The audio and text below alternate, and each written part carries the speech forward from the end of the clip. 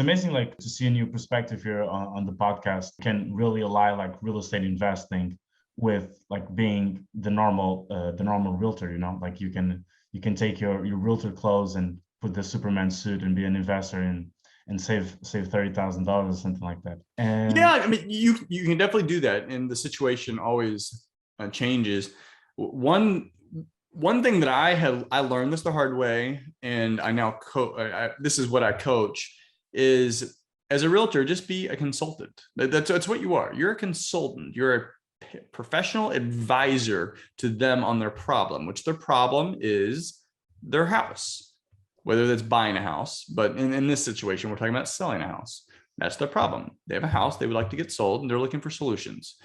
And as a consultant, you can provide them with your experience and various options that they have available to get them from point A to point B. So I actually took a different approach. Initially, I didn't do this. I would have my investor hat on. If that didn't work, then I put on my realtor hat. That doesn't work.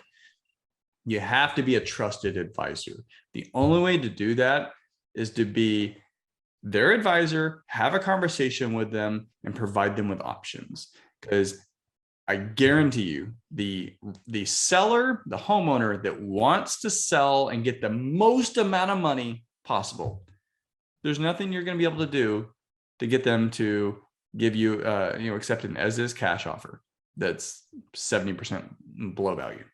It just doesn't work for them. The same thing happens is the person who does not want that headache and they want the guaranteed sale. There's not a lot you're going to be able to say that's going to get them to accept a listing that is going to get them more money, because they don't care about that. They value time more than money. But I can have a conversation without providing an answer. They'll tell me what they want, and then we can lay out the options. They're the clients, their house, let them decide. yeah, I know what you mean. And yeah, do you think like that approach is rare? Like of course, like you're trying to Very rare. preach that into invested agents, and I guess that's your competitive advantage. But do you think like out there in the EXP world, they're not doing like you and invested agents are doing?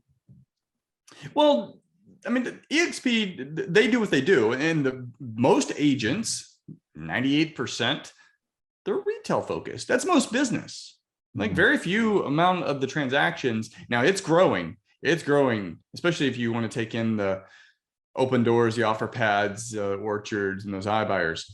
It's growing, which is why I think it's more important for both realtors and investors to take that consultative approach and have a conversation and figure out how to solve their problem.